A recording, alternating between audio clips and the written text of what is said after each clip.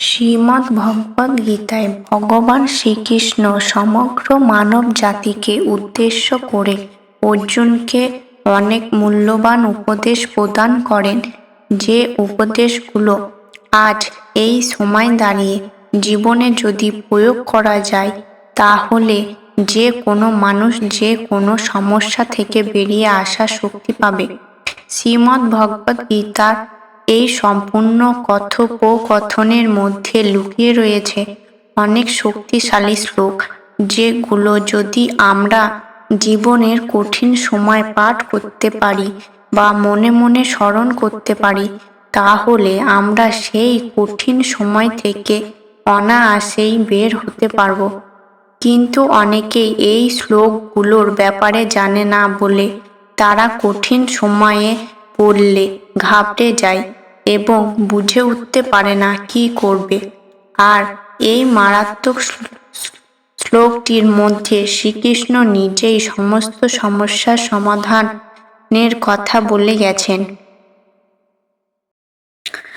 আজ আমি এই শ্লোকটির কথাই তুলে ধরব, যাতে আপনারা কখনো কোনো সমস্যার মধ্যে পড়লে বা কোনো খারাপ সময়ের মধ্যে দিয়ে যাবেন, তখনই শুধু মনে মনে এই শ্লোকটি চোখ বন্ধ করে 3 বার পাঠ করে নেবেন। তাহলে দেখবেন নিমেষের মধ্যে আপনার সব সমস্যা দূর হয়ে যাবে এবং আপনার মনের ভিতরে অপার শান্তি অনুভব করতে পারবেন। যদি বিশ্বাস না হয় এই কথাটির উপরে, তাহলে একবার নিজের জীবনে এই শ্লোকটি অবশ্যই এক মনে চোখ বন্ধ করে পাঠ করে দেখুন। কারণ এই শ্লোকটির কথা এক ব্যক্তিকে স্বয়ং ভগবানই স্মরণ করিয়ে দেন। তাহলে চলুন দেরি না করে জেনে নেওয়া যাক যে এই বিশেষ শ্লোকটি কোনটি এবং কিভাবে আপনাদের এই শ্লোকটি পাঠ করতে হবে। তার আগে এটা জেনে নেওয়া যাক যে এই শ্লোকটি কাকে কে পাঠ করতে বলেন। আসলে আজ থেকে কয়েক বছর আগে এক ব্যক্তি যখন খুব সমস্যার মধ্যে দিয়ে যাচ্ছিল, তখন সে বুঝে উঠতে পারছিল না যে ঠিক কি করে এই সমস্যার মধ্যে থেকে বের হবে। সে দিন রাত ভগবান শ্রীকৃষ্ণের মন্দিরে গিয়ে শ্রীকৃষ্ণের মূর্তির সামনে দাঁড়িয়ে প্রার্থনা করত এবং কাঁদত, যাতে ভগবান শ্রীকৃষ্ণ তাকে এই খারাপ সময়ের মধ্যে থেকে বের করে। কিন্তু কিছুতেই সে কোনো রাস্তা পাচ্ছিল না।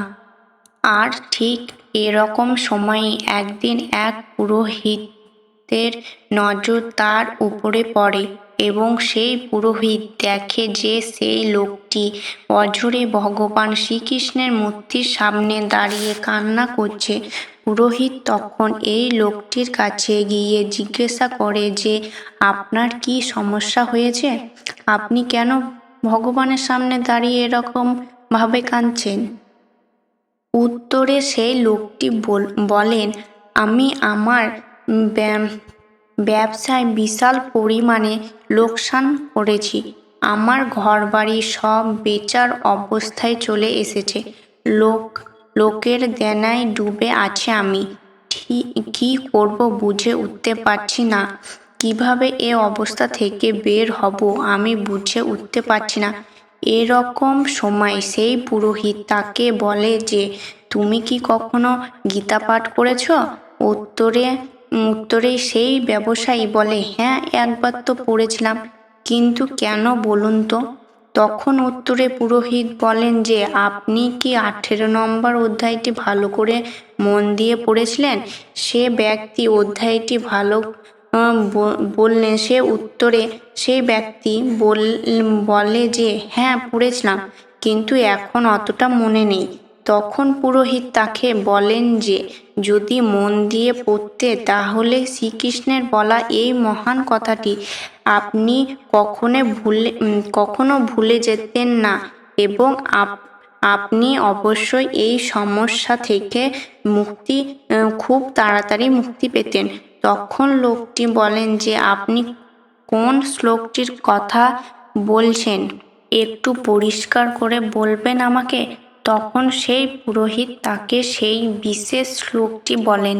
সর্বধর্মান পরিত্যাজ্য মামেকং শরণং ব্রজ অহং তাং সর্বপাপেভ্যো মোক্ষয়িষ্যামি মা শুচো। এই শ্লোকটির অর্থ হল, সব প্রকার ধর্ম পরিত্যাগ করে কেবল আমার শরণাগত হও, আমি তোমাকে সমস্ত পাপ থেকে মুক্ত করব। তুমি শোক করো না। পুরোহিত বলেন, তুমি সব চিন্তা ছেড়ে দিয়ে শ্রীকৃষ্ণের শরণাগত হও এবং তার চরণে সব সঁপে দিয়ে আবার সব কিছু নতুন করে শুরু করো। আর যা হয়ে গেছে তা নিয়ে শোক করো না।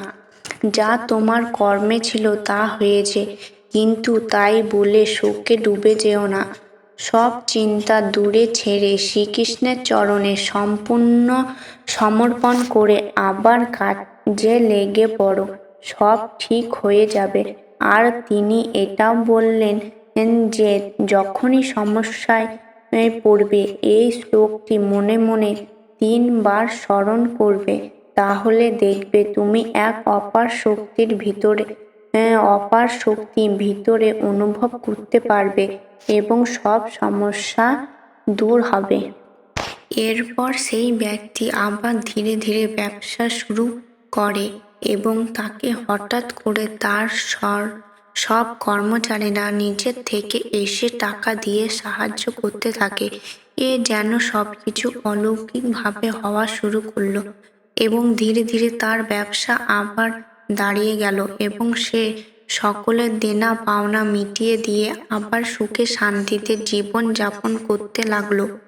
তো বন্ধুরা, এই ছিল সেই বিশেষ শ্লোক যেটি আমাদের সব সময় মনে রাখা উচিত। যখনই বিপদে পড়বে শ্লোকটি 3 বার মনে মনে স্মরণ করে নেবে, দেখবে সকল বিপদ সাথে সাথে কেটে যাবে।